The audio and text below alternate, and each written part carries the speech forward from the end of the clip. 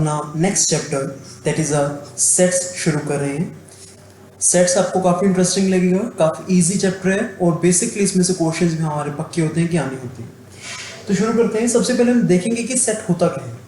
Set can be defined as it is अ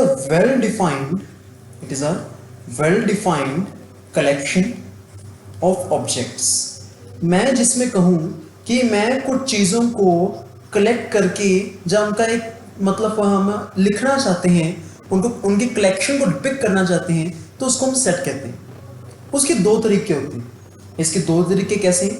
इसको हम या तो हम लिख सकते हैं रोस्टर फॉर्म में, या फिर हम लिख सकते हैं सेट बिल्डर फॉर्म में, या फिर हम लिख सकते हैं सेट बिल्डर फॉर्म में। अब रोस्टर फॉर्म क्या होती है? फॉर एग्जाम्पल मैं कहना चाहूँ कि जो हमारे पास कलर्स हैं, जो हमारे पास नेचर में कलर्स हैं, फॉर एग्जाम्पल मैं लिखना चाहता हूँ, पहले लिख दिया मैंने green comma blue comma red comma pink. मैंने कहा ये कलर्स हैं ना। मैंने तो जस्ट एक ऑब्जेक्ट्स की कलेक्शन ही लिखी है ना, मैंने जस्ट कलर्स का कलेक्शन लिख दी कि हाँ भाई मेरे पास 4 कलर्स हैं, तो ये उनकी कलेक्शन डिपिक्ट कर रहे हैं। तो इसमें मैंने क्या किया, उसको लेबल कर दिया, मैंने उनका पर्टिकुलर नेम लिख दिया और मैंने किसका यूज किया, एज अ कॉमास का यूज किया ना। ये अपने ध्यान रखना है, जिस चीज में आपको ये चीज देखने को मिलेगी वो फॉर्म हमारी होती है roster form. But set build form में ऐसा नहीं होता। सेट बिल्ड फॉर्म में आप क्या करते हो कि आप इसमें एक इक्वेशन की टर्म में लिखोगे। आप इसको एक इक्वेशन की टर्म में लिखोगे। फॉर एग्जाम्पल मैं लिखना चाहता हूं that set of all even integers can be written as x, where x is equals to 2n and n belongs to z यानी कि इंटीजर। तो मैंने अब इसको इंटीजर को जो है जो भी मैं लिखना चाहता था, मैंने पर्टिकुलर उनको वैल्यूज नहीं लिखा। अब लिखना चाहता तो मैं ये भी लिख सकता था ना कि जैसे ये देखिए आप 2 4 6 8 10 12 मैं ऐसे लिख सकता था, because these are even integers. But मैंने ऐसा नहीं लिखा, बिकॉज अगर ऐसा लिखता तो वो कलेक्शन जो होती वो रोस्टर फॉर्म में लिखी जाती। But we have to write in set builder form. अब मैंने लिखा क्या, मैंने लिखा कि कोई भी जो इवन इंटीजर है वो x है, और x हो क्या सकता है, x हमारे पास 2 इंटू n है। x हमारे पास क्या है, 2 इंटू n है, और वहां पे n क्या है, n कोई भी इंटीजर है। n कोई भी इंटीजर है, n को 1 पुट करोगे तो 2 इंटू 1 x क्या हो जाएगा, 2 हो जाएगा। n को 2 पुट करोगे x क्या हो जाएगा, 4 हो जाएगा। n को 3 पुट करोगे तो x क्या हो जाएगा, 6 हो जाएगा। इस तरह x2 4 6 हमारे पास ऐसे ऐसे इंटीजर्स चलते रहेंगे जो कि हमारे पास क्या आ रहे हैं, इवन इंटीजर्स आ रहे हैं। सो ऐसे मैंने यहाँ पे इसको डिपिक्ट किया। अब ये दो फॉर्म्स होती हैं जिसमें हम, एक होती है जिसमें हम सीधा लिख दें, कोई भी ऐसा इक्वेशन नहीं आ रही है, डायरेक्ट हम लेबल करें एंड डायरेक्ट हम कॉमर्स की यूज करें। बट सेट बिल्डर फॉर्म में ऐसा नहीं होता। सेट बिल्डर फॉर्म में हम एक इक्वेशन की हेल्प लेते हैं, उसमें हम इसको लिखने की कोशिश करते हैं। राइट, उम्मीद करता हूं आपको समझ में आ गया होगा कि हमारे पास दो फॉर्म्स हैं और सेट्स का एक्चुअली मतलब क्या होता है। सेट सिंपली हमारे पास होता क्या है सेट्स में, कि सिंपली हमें ऑब्जेक्ट्स को रखना होता है, ऑब्जेक्ट्स की कलेक्शन दिखानी होती है कि हाँ भाई ये चीजें हमारे पास हैं, तो ये हमने बस शो करना है। Right, alright. सो ये हमारे पास फर्स्ट ऑफ ऑल आप समझेगा, आज हमारे पास जो चलेगा सिर्फ बेसिक ही चलेगा इस चैप्टर का। सो बेसिक हम आगे देखते हैं। अब हमारे पास देखते हैं सबसे पहले हम type of sets. Right, type of sets कि हमारे पास सेट्स होते कौन कौन से हैं और कितने तरह के होते हैं। सबसे पहले आएगा एम्प्टी सेट। सबसे पहले कौन सा सेट आएगा, एम्प्टी सेट। एम्प्टी सेट हमारे पास क्या होता है, एम्प्टी सेट हम किसी भी उस सेट को कहेंगे जिसमें कोई भी एलिमेंट है ही नहीं, जिसमें कोई भी एलिमेंट नहीं है, कोई भी वैल्यू नहीं है, जो इवन की नल एंड वॉइड है। नल एंड वॉइड यानी कि नल यानी कि कुछ भी नहीं है, वॉइड यानी कि खाली। तो ये चीज जिसमें होगी उसको हम बोलेंगे empty set. Right, null and void set. तो ये चीज हमने देखना है कि इसमें कोई भी एलिमेंट नहीं होता, नो एलिमेंट। तो बेसिकली हम इसको कहते क्या है, इसको हम रिप्रेजेंटेशन कैसे करते हैं। रिप्रेजेंट करने के लिए हम इसका फाई का यूज करते हैं। किसका यूज करते हैं? फाई का। ये अपने ध्यान रखना है, अगर आपको कोई भी फाई दिखे तो इसका मतलब है वो नल एंड वॉइड सेट है, वो एम्प्टी सेट है, राइट? नल एंड वॉइड यानी कि एम्प्टी सेट। इस चीज में इसकी एक और रिप्रेजेंटेशन है कि आप इसमें सिंपल ब्रैकेट्स को खाली छोड़ सकते हो, ब्रैकेट्स डाल दो और बीच में कुछ को लिखने की जरूरत नहीं है, खाली छोड़ दो। ये भी चीज हमारे एक तरह की एम्प्टी सेट को रिप्रेजेंट करती है, राइट? ओके, सो नाउ इस चीज में बोल कैसे सकते हैं? देखिए, अगर मैं कहूं, मैंने एक सेट बिल्ड फॉर्म में लिखने की कोशिश करता हूं। फॉर एग्जांपल देखिएगा, मैं कह रहा हूं x है हमारे पास एक, where x is a real number, where x is a real number. अब नंबर्स कौन से होते हैं, रियल नंबर कौन सा होता है, ये चीज मैंने लॉगरिथम के स्टार्टिंग में बताई थी आपको। If you don't have knowledge about numbers then please logarithm के पार्ट्स को भी देख लीजिएगा, उसमें मैंने नंबर्स का भी बेसिक पढ़ाया था, वो भी आप देख लीजिएगा, ठीक है?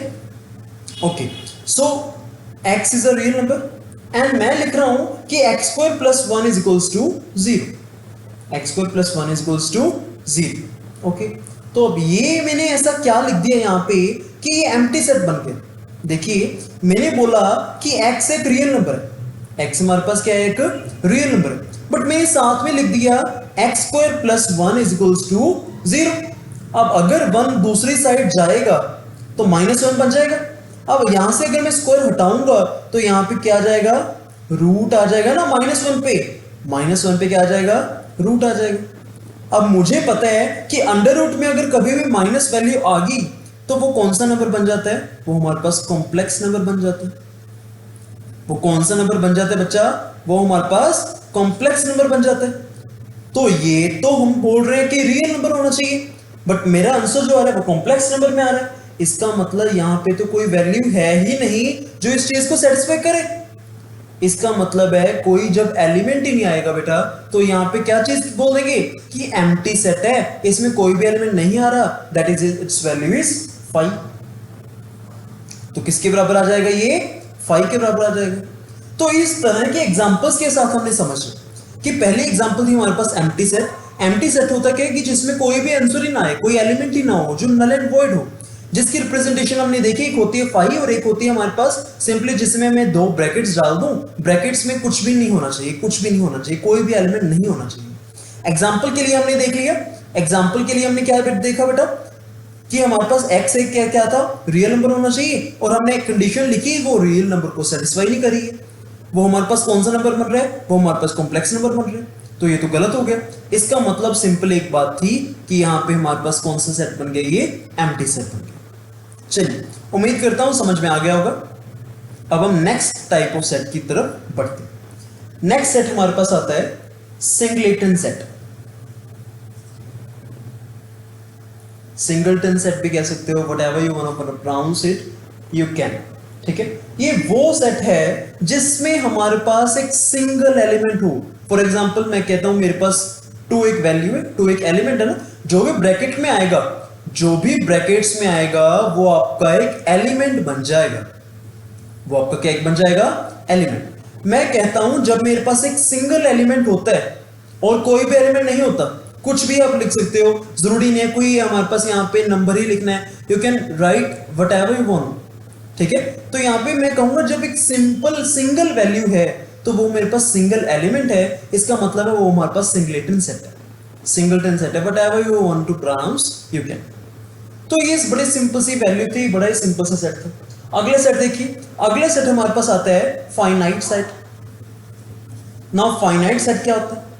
फाइनाइट सेट हमारे पास होता है कि जिसमें मैं एक सेट लिखूं और एक सेट में सभी वैल्यूज लेबल्ड हैं, फॉर एग्जांपल 1 2 3 4 5, एंड देखिए 5 के 5 वैल्यूज लेबल्ड है ना, कि ये 1 है, ये 2 है, ये 3 है। मैंने कहा यहाँ पे ऐसे तो लिखा कि वो कोई वैल्यू मुझे पता नहीं है, सारी वैल्यूज मुझे पता है, मुझे 5 वैल्यूज दी थी और पांचों वैल्यूज मुझे पता है।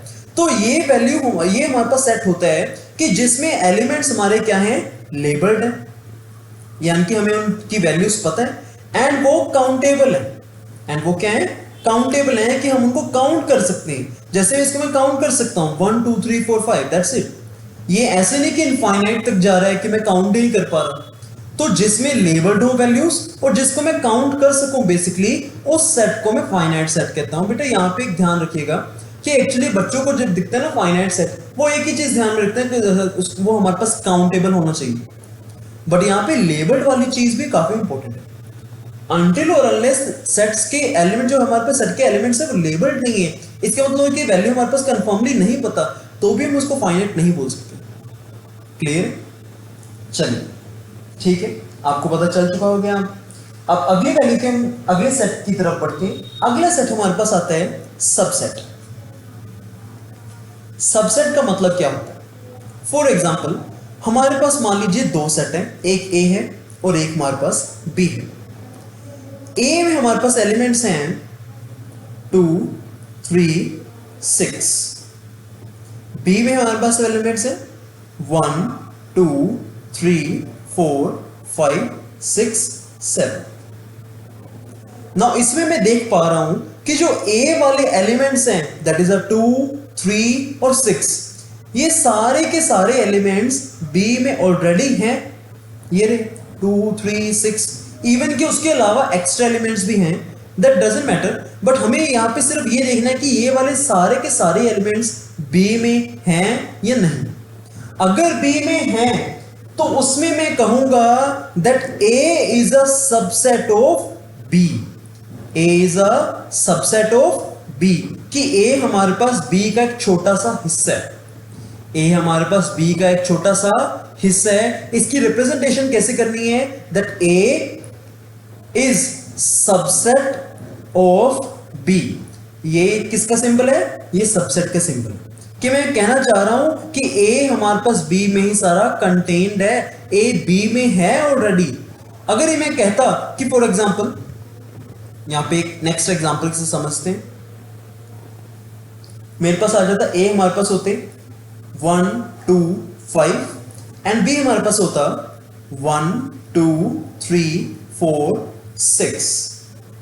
अब यहां पे मुझे दिख रहा है कि ए के एलिमेंट्स कम है, तो ए बी का सबसेट हो सकता है, बट उससे पहले कोई डिसीजन लेने से पहले हमें एलिमेंट्स को चेक करना पड़ेगा। अब 1 यहां पे है तो 1 उसमें है, हाँ भी है। 2 वहां पे है, हाँ भी है। 5 है उसमें, 5 नहीं है। इसका मतलब सारे एलिमेंट्स बी में नहीं हैं। इसका मतलब हम यहां पे नहीं कह सकते कि ए बी का सबसेट है। ए बी का सबसेट नहीं है, राइट? तो पिछले एग्जांपल में ए बी का सबसेट था बिकॉज सारे एलिमेंट्स उसमें बी में प्रेजेंट थे, but here it is not like that. यहां पे मैं कहूंगा कि ए बी का सबसेट नहीं है। A is not a subset of B. तो आपने इस तरह की सिंपल एग्जांपल्स के साथ इस चीज को समझने की कोशिश करनी, ठीक है बेटा? ऑलराइट, अब इस चीज में एक और नई एग्जांपल आती है, सुपरसेट। अब जो पिछले वाले एग्जांपल थी उसी एग्जांपल का ध्यान रखना। अब एग्जांपल क्या थी? a is equals to 2, 3, 6 and b क्या था? b हमारे पास था 1, 2, 3, 4, 5, 6। अब इसमें मैंने बोल दिया कि हाँ भाई a के एलिमेंट्स कम है और b में ऑलरेडी तीनों एलिमेंट्स प्रेजेंट है, ये रे 2, 3, 6, तो a is a subset of b। मैंने लिखा था a is a subset of b। अब इस चीज का एक साथ में उल्टा भी, रिवर्स भी लिख सकते हैं। अगर ए बी का सबसेट है तो मैं लिख सकता हूं b is a superset of a। b is a superset of a, यानी कि b एक तरह का a का बाप है, a का सुपरसेट है वो, ठीक है? तो इस तरह की अपनी चीजें समझनी है कि सुपरसेट हमारे पास बड़ा इजी है, सबसेट के साथ में रिलेटेड होता है, ठीक है? तो ये हमारा था नेक्स्ट तरह के सेट। अब हम बढ़ते हैं नेक्स्ट टाइप की तरफ। नेक्स्ट हमारे पास आता है पावर सेट। नेक्स्ट हमारे पास कौन सा आता है? Power set. पावर सेट काफी इंपॉर्टेंट है, पावर सेट को ध्यान से देखिएगा। अब पावर सेट में होता क्या है? इसको बेसिकली फॉर एग्जांपल हमारे पास ए कोई सेट है जिसमें 3 एलिमेंट्स हैं 1, 2, 3। तो पावर सेट को मैं रिप्रेजेंट करूंगा P, अंदर जो भी हमने सेट का नाम दिया, फॉर एग्जांपल ए दिए, तो इसको हम P ऑफ A से रिप्रेजेंट करेंगे। पावर सेट में होता क्या है? पावर सेट में जो भी पॉसिबल ग्रुप्स बन सकते हैं, जो भी पॉसिबल कुछ हो सकता है, वो सब कुछ लिखें। वो सब कुछ लिखेंगे। अब यहां पे देखिए 3 एलिमेंट्स हैं, हो सकता है मैं कोई भी एलिमेंट चूज ना करूं, कोई भी एलिमेंट चूज ना करूं। कोई भी एलिमेंट चूज ना करने का मतलब क्या होता है? Empty set. मतलब क्या होता है? 5। हो सकता है मैं सिर्फ पहले वाला एलिमेंट चूज करूं, हो सकता है मैं सिर्फ पहले वाला एलिमेंट चूज कर लूं, हो सकता है मैं दूसरे वाला एलिमेंट चूज कर लूं, हो सकता है मैं तीसरे वाला एलिमेंट चूज कर लूं, हो सकता है कि मैं पहले 2 को चूज कर लूं, है ना। ये अपने ऊपर है कि हमने कैसे कॉम्बिनेशंस बनाने। हो सकता है मैं 2 और 3 को चूज कर लूं, and it is also possible कि मैं 1 और 3 को चूज कर लूं, एंड लास्ट पॉसिबिलिटी इज मैं तीनों को एक साथ चूज कर लूं। इसके अलावा मुझे लगता है कि कोई भी पॉसिबिलिटी नहीं हो सकती। या तो मैं कोई ना करूं, या मैं तीनों को अलग अलग करूं, या फिर मैं 2-2 के सेट्स में चूज करूं, या फिर मैं तीनों को एक साथ चूज कर लूं। इसके अलावा कोई भी पॉसिबिलिटी पॉसिबल यहां पे नहीं है। So this is our power set. Power set में हमने एक तरह के कॉम्बिनेशंस बनाने हैं, पॉसिबिलिटीज लिखने की कोशिश करनी है बेसिकली। क्लियर? तो पावर सेट भी आपका काफी इजी है, पावर सेट में भी कुछ भी ऐसा मुश्किल नहीं है। नेक्स्ट हम बढ़ते हैं equal sets. Equal sets, equal sets का मतलब क्या होता है? फॉर एग्जांपल हमारे पास 2 सेट्स हैं, ए और बी।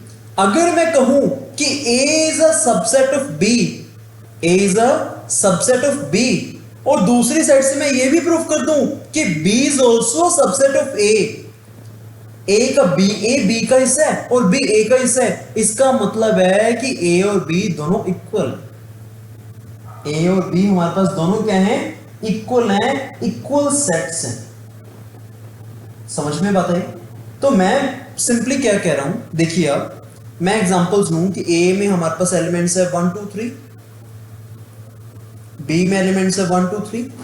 तो इसमें लिख सकते हैं, हम देख रहे हैं हमें कि ए के एलिमेंट्स बी में हैं, तो A is contained in B, B के एलिमेंट्स भी ए में है, so B is contained in A. So इसका मतलब है बेसिकली दोनों सेट्स के हमारे पास इक्वल, दोनों सेट्स हमारे पास है क्या? इक्वल है। So A and B are equal sets. समझ आई बात आपको? Okay, so now last type of set, basically उससे हमें हमारा एक तरह का बेसिक कंप्लीट हो जाएगा। ठीक है, तो हमारे पास आता है यूनिवर्सल सेट। कौन सा आता है? Universal set. यूनिवर्सल सेट हमारे पास कौन सा होता है? यूनिवर्सल सेट हमारे पास वो सेट होता है कि जितने भी सेट हैं वो सभी सेट जिस सेट में आ जाएं उसको यूनिवर्सल सेट कहते हैं। बेसिकली इसको यू से रिप्रेजेंट करते हैं, बेसिकली इसको यू से रिप्रेजेंट करते हैं कि ये वो सेट है जिसमें सभी सेट आ जाएं। यूनिवर्सल सेट, यूनिवर्सल आपको वर्ड से पता चल रहा होगा, यूनिवर्स। तो जिस सेट में सभी सेट आ जाएं वो कौन सा सेट होता है? यूनिवर्सल सेट होता है।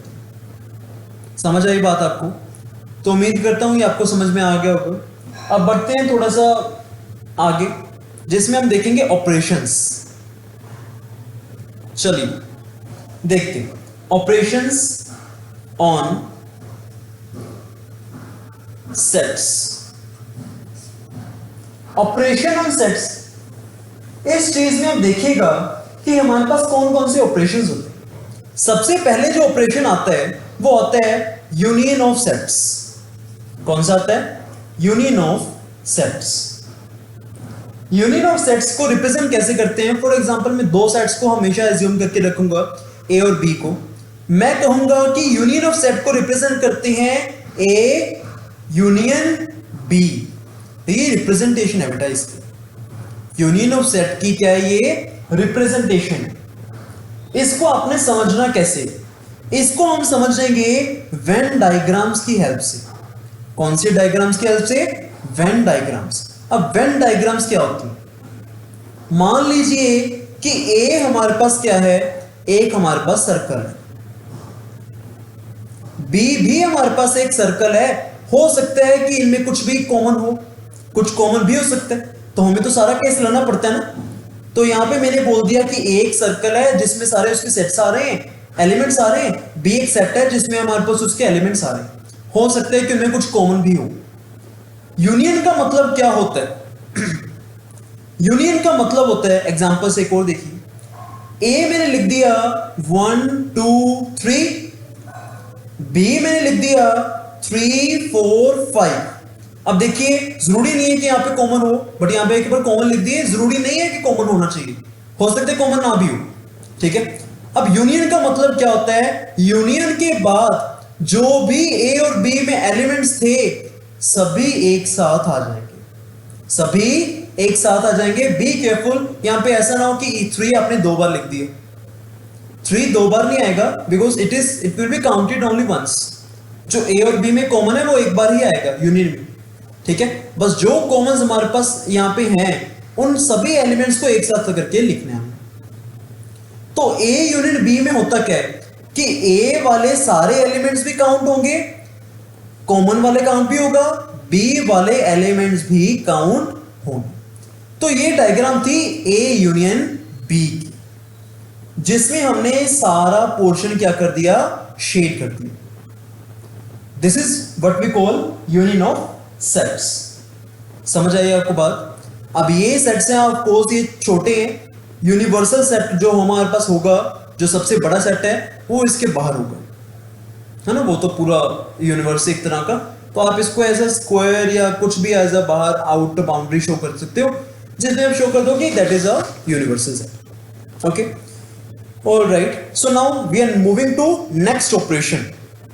नेक्स्ट ऑपरेशन हमारे पास है intersection of sets. Next operation है intersection of sets. Intersection of sets को हम कैसे रिप्रेजेंट करते हैं? ए बी, इसके हम इसको उल्टा लगा देंगे यहां पे बीच में। इसका मतलब होता है इंटरसेक्शन ऑफ सेट्स। इंटरसेक्शन में होता क्या है कि जो हमारे पास, फॉर एग्जांपल पिछले एग्जांपल ही क्या थी, 1 2 3, एंड बी हमने क्या एज्यूम किया था? 3 4 5। अब जो भी इन दोनों एलिमेंट्स में कॉमन है, जो भी इन दोनों एलिमेंट्स में कॉमन है, वो हमारे पास यहां पे लिखा जाएगा, सिर्फ कॉमन वाला, उसके अलावा कुछ भी नहीं लिखा जाएगा। ऑलराइट, तो यहां पे सिर्फ कॉमन वाला, यानी कि इंटरसेक्शन का मतलब है आपने कॉमन पोर्शन उठाना। मैंने पहले भी कहा कि जरूरी नहीं है कॉमन हो, अगर मान लीजिए कॉमन नहीं है, जैसे ए है, 4 हमारे पास, 4 5 6 हमारे पास बी है, so as we can see यहां पे कुछ भी कॉमन नहीं है, सो इंटरसेक्शन में क्या आ जाएगा? इंटरसेक्शन में 5 आ जाएगा। हम बोलेंगे कोई भी एलिमेंट कॉमन नहीं था, और कोई भी एलिमेंट ना होने का मतलब एम्प्टी सेट, यानी कि 5। तो ये हमारे पास एक चीज है कि जिसको हम बेसिकली छोटी छोटी एग्जांपल्स आप अपनी तरफ से एज्यूम कर सकते हो, जिसकी तरह से आप समझ सकते हो। Now we have to visualize it with the help of Venn diagrams. Venn diagram भी इंपॉर्टेंट है, तो आपको आगे जाके पता चलेगा। तो वेन डायग्राम भी आपने देखनी है। मान लीजिए ए हमारे पास क्या है? सिंपली एक सेट है, बी आपके पास सिंपली एक सेट है, हो सकते हैं दोनों में कुछ इंटरसेक्शन हो सकती है ना भी हो। इसके आउटर में आपके पास एक यूनिवर्सल सेट भी पड़ा है, राइट, वो तो आप एज्यूम कर सकते हो। अब हमने करना क्या था? इंटरसेक्शन। इंटरसेक्शन का मतलब क्या है कि सिर्फ जो कॉमन है उसको शेड करना है, उसके अलावा ना ये होगा कि ना ये होगा शेड, सिर्फ कॉमन वाला पोर्शन ही शेड होगा। समझ आई आपको बात? तो ये चीजें आपने देखी। अब यहां पे मैंने बोला कि जब किसी दो एलिमेंट्स में कुछ भी इंटरसेक्शन नहीं होगी, यानी कि कोई भी एलिमेंट कॉमन नहीं होगा, नो कॉमन एलिमेंट, तो उस चीज में आपका एक स्पेशल नेम भी है। उस चीज में आप इन सेट्स को क्या बोलोगे? उस चीज में आप बोलोगे that A and B are disjoint sets. कौन से सेट्स हैं वो? डिसजॉइंट सेट्स हैं। समझ आ गई बात आपको? A and B are disjoint sets. तो ये चीज आपने समझनी है। ऑलराइट, सेकेंड ऑपरेशन भी आपको समझ में आ गया होगा। अब नेक्स्ट ऑपरेशन की तरफ बढ़ते हैं। नेक्स्ट ऑपरेशन है हमारा difference of sets. Next operation is difference of sets. अब डिफरेंस ऑफ सेट्स में होता क्या है? डिफरेंस ऑफ सेट्स में होता है कि जिसमें आप a माइनस बी या फिर मैं कहूं b माइनस ए करते हो। a माइनस बी और b माइनस ए का मतलब क्या है? मान लीजिए आपके पास दो सेट्स हैं, a हमारे पास है 1 2 3, b हमारे पास क्या है 3 4 5। और हमारा बेसिक सी एग्जांपल है जिससे आपको बेसिकली समझ आता रहेगा। Same example we will put here, ठीक है। a and b are these. Okay, so now a minus b का मतलब क्या है? a माइनस b का मतलब है आपने a वाले एलिमेंट्स लिखने हैं, आपने a वाले एलिमेंट्स लिखने हैं, बट यहां पे आपने b वाले एलिमेंट्स को छोड़ना भी है, b वाले एलिमेंट्स को छोड़ना भी है। अब आपको दिखेगा कि b वाले एलिमेंट्स यानी कि 3 4 5, 4 और 5 तो यहां पे आ ही नहीं रहे आंसर में, 4 और 5 को हम क्या ही छोड़ेंगे। अब 3 जो है वो तो b में भी आ रहा है ना, 3 जो यहां पे हमने लिखे है वो तो b में भी आ रहा है, बट वो b का एलिमेंट है, यहां पे छोड़ना पड़ेगा ना। तो यहां पे मैं करूंगा क्या, यहां पे इस चीज को अपने ध्यान रखना है कि जो b का एलिमेंट है सिंपल आपने उसको छोड़ दिया, तो इस हम सिंपली इसको इरेज कर देंगे, सिंपली इसको इरेज कर देंगे 3 को।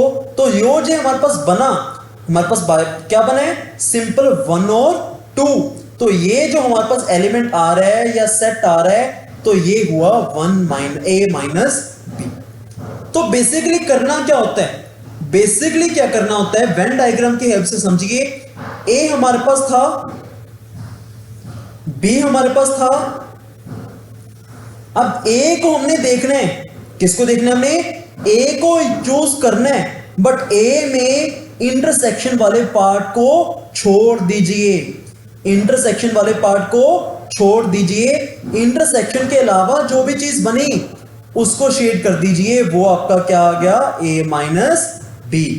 कहने का मतलब a में सारे एलिमेंट्स चूज होंगे, बट जो भी कॉमन एलिमेंट्स हैं उसको छोड़ दीजिए, और जो भी बना वो आपके पास क्या बना, a माइनस b। ये आपके पास आया a माइनस b का। अब हम देखते हैं b माइनस a। अब क्या होगा यहां पे, b माइनस a में हमने b को चूज करना है, बट कॉमन एलिमेंट्स को छोड़ने के बाद। अब यहां पे मैं देखता हूं कि कॉमन एलिमेंट्स तो कोई है ही नहीं, कॉमन एलिमेंट्स तो कोई है ही नहीं। इसका मतलब है कि b माइनस a में सिंपल b ही आ जाएगा, और यहां पे कुछ भी कॉमन नहीं था, इसलिए कोई भी एलिमेंट छोड़ने की जरूरत ही नहीं पड़ी। समझ आई बात आपको? वेन डायग्राम के ऐसे हम अगर समझ रहे हैं क्या करेंगे हम, a एंड यहां पे हमारे पास b में अगर मतलब हमने क्या करना होता है, वेन डायग्राम से सिर्फ मतलब समझना होता है। वी आर नॉट सेइंग कि हम ये वाले सेट्स रिप्रेजेंट कर रहे हैं, ऐसा कुछ नहीं होता। वेन डायग्राम की हेल्प से हम सिर्फ उस चीज का मतलब समझते हैं। तो मतलब मैंने आपको क्या समझाया कि b माइनस a में b को चूज करना है, बट इंटरसेक्शन को चूज नहीं करना।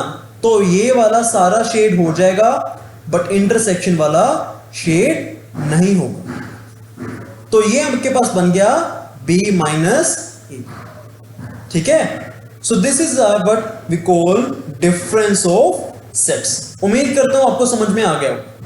चलिए बढ़ते हैं next time basically last second operation पे, that is a fourth operation. Fourth operation है हमारे पास सिमेट्रिक डिफरेंस। फोर्थ ऑपरेशन का नाम है symmetric difference. Okay, symmetric difference क्या होता है? सिमेट्रिक डिफरेंस को हम डिनोट करते हैं एक सिंबल से, दैट इज ए छोटा सा triangle B, A triangle B. A triangle B का एक्चुअली मतलब क्या है? ए ट्राइंगल बी का मतलब है A minus B, B minus A, इन दोनों चीजों का आप क्या कर दो, यूनियन कर दो। इन दोनों चीजों का आप क्या कर दो, यूनियन कर दो। वो आपके पास क्या बन जाएगा, वो आपके पास सिमेट्रिक डिफरेंस बन जाएगा। इसका मतलब क्या है, आप देखिए यहां पे मैंने क्या किया, पहले मैंने ए यूनियन बी देखा, मेरे पास ये दो सेट्स थे, ये ए था, ये बी था। ए माइनस बी का मतलब क्या था कि इसको शेड करना था, इंटरसेक्शन को छोड़ना था। बी माइनस ए का मतलब क्या था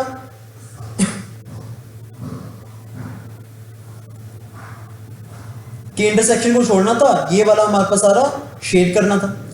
अब इन दोनों का यूनियन करना है। इन दोनों का यूनियन करने का मतलब क्या हुआ कि सिंपली आप उस चीज को एक साथ कर दो, बाकी जो बीच में बच रहा है ये वाली चीज हमारे पास ना इसमें है ना इसमें है, उसको छोड़ दो और बाकी वाला सारा क्या हो जाएगा, शेड हो जाएगा।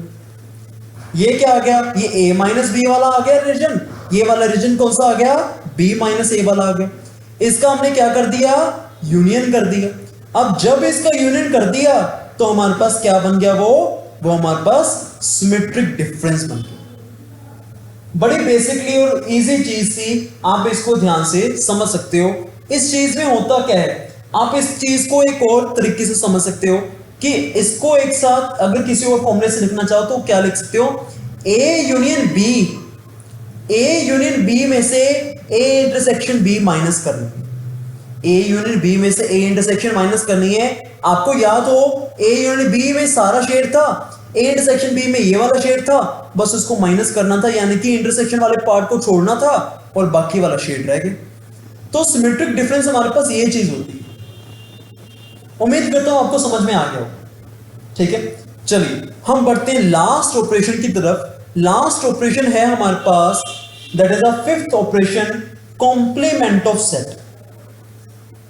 लास्ट ऑपरेशन है कॉम्प्लीमेंट ऑफ अ सेट। इस ऑपरेशन के ऊपर हम आज का लेक्चर कंप्लीट करेंगे। Complement of set, complement of set को हम जो रिप्रेजेंट करते हैं वो या तो हम ए डैश के साथ रिप्रेजेंट करते हैं या फिर हम ए के ऊपर छोटा सा सी डाल देते हैं। इन दोनों रिप्रेजेंटेशंस को आप यूज कर सकते हो। इसका मतलब क्या होता है, इसका मतलब होता है कि जो भी ए वाला सेट है, जो भी ए वाला जो भी सेट है उसको छोड़ के बाकी सारा कुछ आ जाएगा। जो भी ए में लिखा है उसको छोड़ के बाकी सारा आ जाएगा। वेन डायग्राम की हेल्प से समझते हैं। ये आपके पास यूनिवर्सल सेट है, ये आपके पास कौन सा सेट है, यूनिवर्सल सेट है। बीच में आपका छोटा सा ए सेट है, कौन सा सेट है, ए सेट है। आपने रिप्रेजेंट करना था कॉम्प्लीमेंट ऑफ सेट, तो ए को छोड़ दो और बाकी सारा कुछ जो भी हमारे पास क्वेश्चन में है, बाकी सारा कुछ वो सारा आपका आ जाएगा। बस ए को छोड़ दो, बस सिंपल ए को छोड़ दो, बाकी सारा कुछ आ जाएगा, बाकी सारा शेड हो जाएगा। तो ये चीज होती है आपकी कॉम्प्लीमेंट सेट। समझ आई आपको बात? तो इस चीज में आपने इस चीज को ध्यान रखना है। ठीक है, इस चीज का आपका बेसिकली इन ऑपरेशंस का, इन चीजों का आपको काफी इंपैक्ट पड़ेगा।